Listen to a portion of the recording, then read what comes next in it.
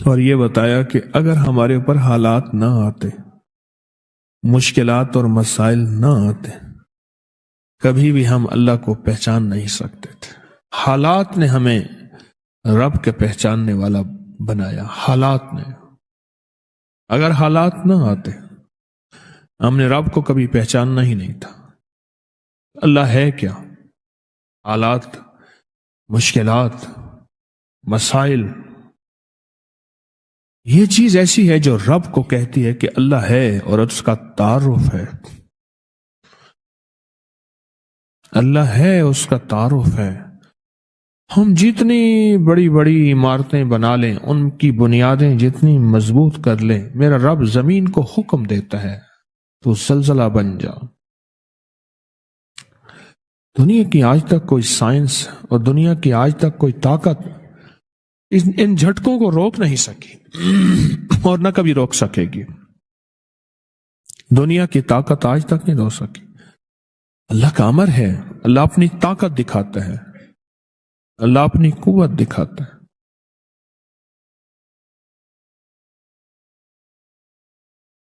آپ یقین جانیے کہ اللہ کے صفاتی نام میں ڈوب کے دیکھیں تو صحیح، اور اللہ کے صفاتی نام کے اندر گہرائی میں جائیں تو صحیح کہ صفاتی ناموں کو ہے کیا ان کے اندر طاقت اور ان کے اندر قوت کیا ہے۔ صفاتی ناموں میں طاقت کیا ہے اور قوت کیا ہے، آپ ڈوب کے دیکھیں تو صحیح اللہ کے ناموں میں۔ ایک احساس ہوگا کہ اللہ نے ہمارے ساتھ کتنی محبت کا معاملہ کیا اور کتنے احسان کا معاملہ کیا۔ ایک بابا جی ملے مجھے ایک سفر میں، بہت موٹے تھے۔ میں نے کہا آپ کا نام کیا؟ نام میرا نام ہے مقبول موٹا۔ خود کہہ دیا موٹا۔ میں کیوں کہہ لیں مجھے موٹا کہتے ہیں مقبول، تو اس لیے میں نے آپ کا نام۔ وہ بڑے لمبے لمبے سفر بائک پہ موٹر سائیکل پہ کرتے تھے، بس کے اندر چڑھ نہیں سکتے تھے، موٹے اتنے تھے، سیٹ پہ بیٹھ نہیں سکتے تھے، بیٹھتے تھے نکل نہیں سکتے تھے، بہت کھاتے تھے، کھاتے کھاتے تھک جاتے تھے، پھر سو کے ایسے بازو کر کے ویسے کھاتے رہتے تھے۔ 3 کام، کھانا، سونا اور بیت الخلا۔ میں نے تو یہ 3 کام دیکھے۔ اچھا، وہ بندہ رونے دھونے والا بہت تھا، اللہ سے مانگنے والا بہت تھا، بڑا نیک آدمی تھا، درویش آدمی تھا۔ قمیضوں اور شلواروں کا ڈھیر لگا ہوا ہے۔ میری شلوار خراب ہو گئی ہے، حالانکہ ہوتی نہیں تھی میرے خیال میں، بس ناپاک ہو گئی، اب وہ کپڑے بدل رہا ہے، ڈھیر۔ پھر ایک قمیض کے اوپر دوسری قمیض پہن لی، دوسری کے اوپر تیسری پہن لی۔ کہنے لگے ایک سفر تھا تو میرے جو ہم سفر تھے وہ مجھے لے جانا نہیں چاہتے تھے۔ یہ کھائے گا سارا دن، اس کا کام ہی کھانا ہے، پھر ادھر کھائے گا، پھر ادھر ٹوائلٹ جائے گا، بیت الخلا میں جائے گا، پھر سوئے گا۔ موئے نانگ کو جو گھیلواں دے، مویا نانگ، مرا ہوا سانپ، اس کو بندہ گھسیٹتا رہے، کیا فائدہ؟ انہیں کہا ہم نہیں لے جاتے تجھے۔ بڑوں کے پاس بھی جا کے کہہ دیا کہ ہم اس کے ساتھ نہیں جائیں گے۔ بس کہا میرے اندر جو درد اور غم آیا، میرے اندر جو درد اور غم آیا، اور اس درد اور غم نے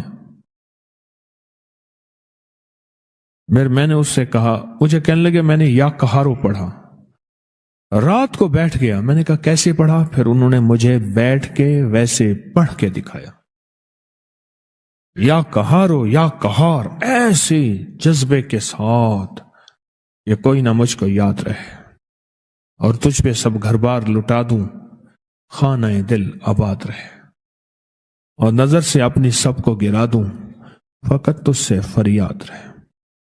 ایسے درد سے پڑھا، ایسے غم سے پڑھا، اور تو نہیں کتنے سینکڑوں اور کتنے ہزاروں دفعہ پڑھا۔ اور کتنی دفعہ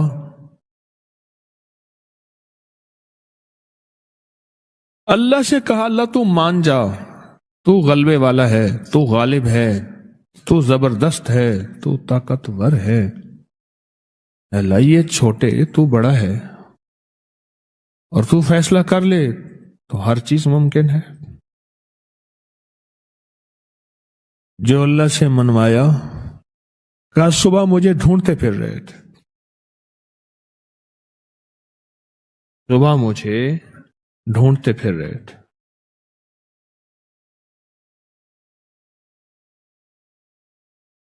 کہ بس ہم آپ کو ساتھ لے جائیں گے، آپ کے سارے ناز ہم اٹھائیں گے، آپ کی سارے کھانے ضرورتیں ہم پوری کریں گے، بس آپ ساتھ چلیں، آپ ناراض نہ ہوں۔ اس نے عرشوں سے فیصلہ کروایا، اور اللہ کے غلبے کو اور اللہ کی طاقت کو اور اللہ کی قوت کو عرشوں سے اتروایا لفظ یا قہاروں کے ذریعے۔ اللہ کے صفاتی نام یا قہاروں کی طاقت کے ذریعے عرشوں سے نظام اتروایا۔ حضرت مرزا مظہر جانی جانا رحمت اللہ علیہ نے ایک دفعہ اللہ جل شانہ سے عرض کیا کہ یا اللہ تھوڑی سی آزمائشیں دیں، اتنی دینا جتنی میں سہ سکوں، کہ آزمائشوں میں جو روحانی منزلیں طے ہوتی ہیں وہ آسائشوں میں نہیں ہوتی۔ آسائشیں کہتے ہیں سہولتیں، آسائشیں کہتے ہیں سہولت، اللہ وہ آسائشوں میں نہیں ہوتی۔ یا اللہ کوئی آزمائش دے، آواز آئی میرے بندے آزمائش نہیں سہ سکے گا، اب اگر آزمائش مانگی ہے تو تجھے آزمائش دیتا ہوں۔ اللہ نے بیوی کی شکل میں آزمائش دے دی، ساری عمر اس اللہ کی بندی نے بے عزت کیا اور پریشان کیا، ساری عمر، اور یہ صبر کرتے رہے۔ شیخ ابوالحسن خرقانی رحمت اللہ علیہ محمود غزنوی کے مرشد، سلطان محمود غزنوی کے مرشد،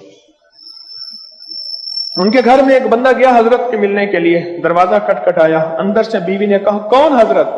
تیری بھی ایسی کی تیسی، تیری حضرت کی بھی ایسی کی تیسی، پتہ نہیں کیا کچھ کہا، پتہ نہیں کیا کچھ کہا۔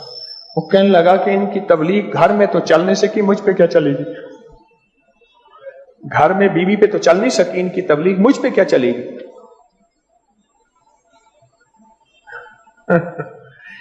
وہ جو ہے نا بدگمان شک و شبہ میں واپس جا رہے، دیکھا تو سامنے شیخ آ رہے تھے، شیر کے اوپر لکڑیاں لادے ہوئے اور شیر کو کانوں سے پکڑے ہوئے، جنگل سے نا لکڑیاں کاٹ کے لا رہے۔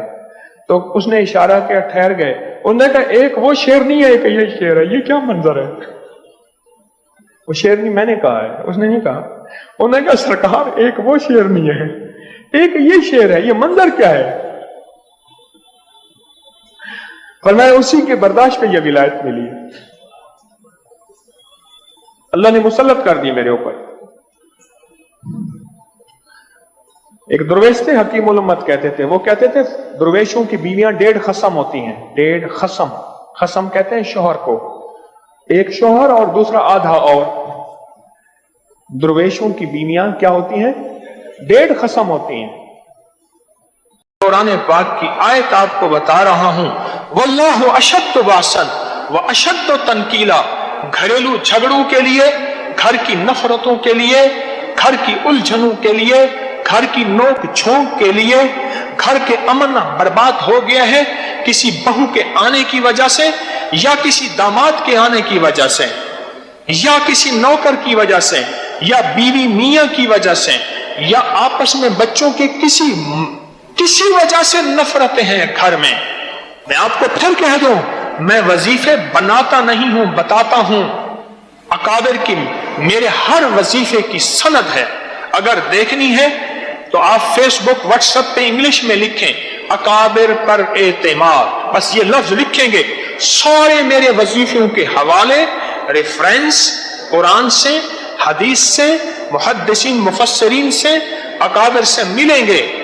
میں ڈاکیہ ہوں، میں تو اپنے بڑوں کے پیغامات انسانیت کے